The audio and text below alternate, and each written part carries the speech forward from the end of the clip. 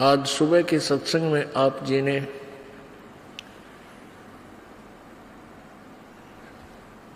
सुना था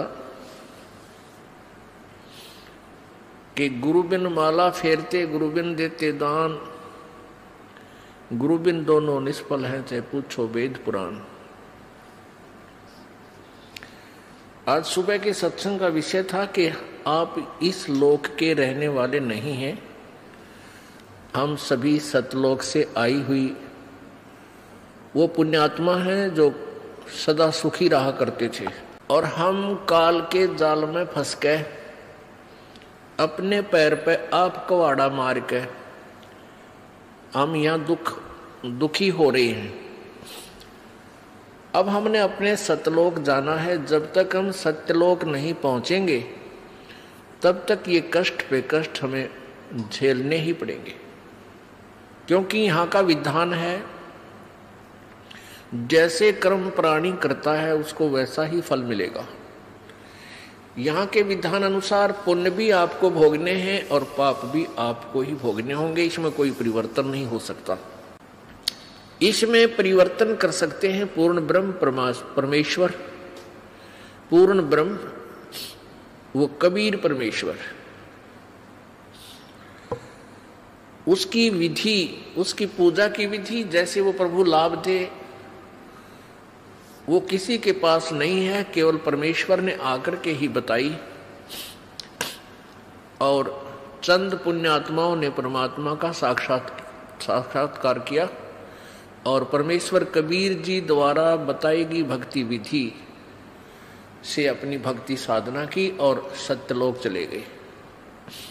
उनमें से कौन कौन है? आदरणीय धर्मदास साहिब जी, आदरणीय मलुकदास साहिब जी, आदरणीय दादू साहिब जी, आदरणीय नानक साहिब जी, आदरणीय घीसा दास साहिब जी, आदरणीय गरीबदास साहिब जी।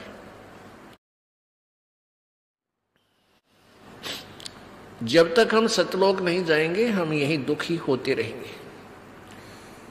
आज सुबह के सत्संग में आपने सुना था कि सतलोक जाने के लिए गुरुजी की आवश्यकता पड़ती है। सतलोक जाने के लिए पूर्ण गुरु की आवश्यकता पड़ती है। अब जैसे किसी ने विष्णु जी की साधना करनी है तो उसके सत्र का भी वो गुरु हो, अन्य किसी से उपदेश लेकर या अपने आप साधना करने से परमात्मा प्राप्ति नहीं हो सकती। किसी भी इष्ट की अप्राप्ति यानी उससे मिलने वाला लाभ, परमात्मा की प्राप्ति का तात्पर्य होता है उससे मिलने वाला लाभ। वैसे परमात्मा साक्षात भी प्राप्त होता है। अब जैसे हमने गाय लेनी है, भैंस लेनी है, तो भैंस या गाय जो दूध वाली है उसका प्राप्ति का क्या कारण है, क्या तात्पर्य है कि गाय मिले तो उससे मिलने वाला लाभ हमें मिला, दूध मिला, घी मिला, दही मिली, मक्खन मिला, और गाय साक्षात भी है। तो ऐसे ही परमात्मा प्रभु की प्राप्ति का तात्पर्य है उसे मिलने वाला लाभ हमें प्राप्त हो। अब सुबह के सत्संग में चल रहा था कि जो जहाँ का उपासक है, जो भी साधना करता है वो अपनी साधना को कंप्लीट और श्रेष्ठ मान रहा है। गीता जी अध्याय नंबर 4 के श्लोक 25 से लेकर 30 तक यही विवरण दिया है कि कोई तो देवताओं की पूजा में व्यस्त है, मगन है, और कोई तीर्थ व्रत आदि उपासनाएं करता है, और कोई योगासन ही करता है, कोई केवल कठिन व्रत ही करता है, कोई योग अभ्यास करता है, कोई प्राण अपान की गति से ही कुछ सिद्धियां प्राप्त कर लेता है। ऐसे साधनाएं करते हैं और सभी अपनी अपनी साधनाओं को पाप नाशक जानकर करते हैं। अपने उन साधनाओं को पाप नाशक जानते हैं। पाप नाशक मीन मोक्ष प्राप्ति का, क्योंकि पाप नाश हुए बिना हम परमात्मा प्राप्ति नहीं कर सकते। लेकिन गीता जी अध्याय नंबर 4 के श्लोक 32 में कहा है कि इस प्रकार जो आपने अभी 25 से लेकर 30 श्लोक में सुना, इस प्रकार के बहुत से विस्तार से यज्ञ अनुष्ठान तत्व ज्ञान उस पूर्ण परमात्मा सच्चिदानंद घन की वाणी में विस्तार से कहे गए हैं, उनको सुनो। उनके लिए कहाँ जाना है? चौथे अध्याय के 34वें श्लोक में कहा है कि उस तत्व ज्ञान को सुनने के लिए उस तत्वदर्शी संतों के पास जाओ, उनको दंडवत प्रणाम करो और निष्कपट भाव से सरलता पूर्वक उनसे वो ज्ञान पूछो। तब वो तत्वदर्शी संत तुझे उस परमेश्वर के बारे में, परमात्म तत्व के बारे में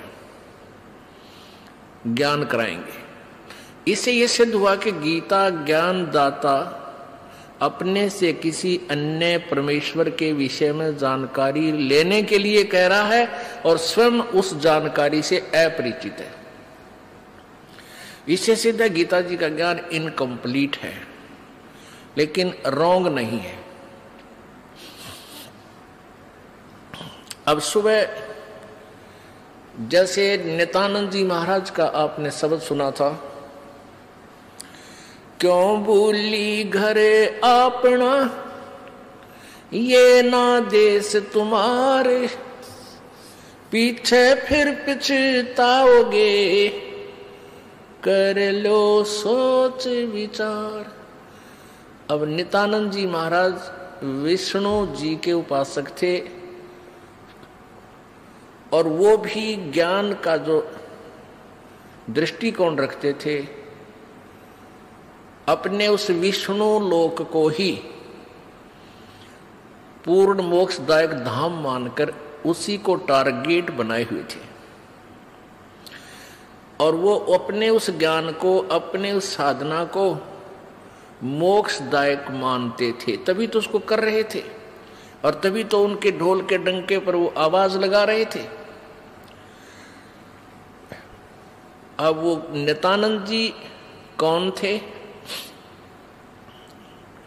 नित्यानंद जी के गुरुजी कौन थे?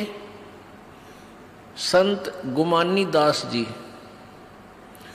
और गुमानी दास जी दिल्ली में एक चरणदास जी महाराज हुए हैं, वो सुखदेव ऋषि के शिष्य हुए। सुखदेव ऋषि जी स्वर्ग से आए, विष्णु लोक से, और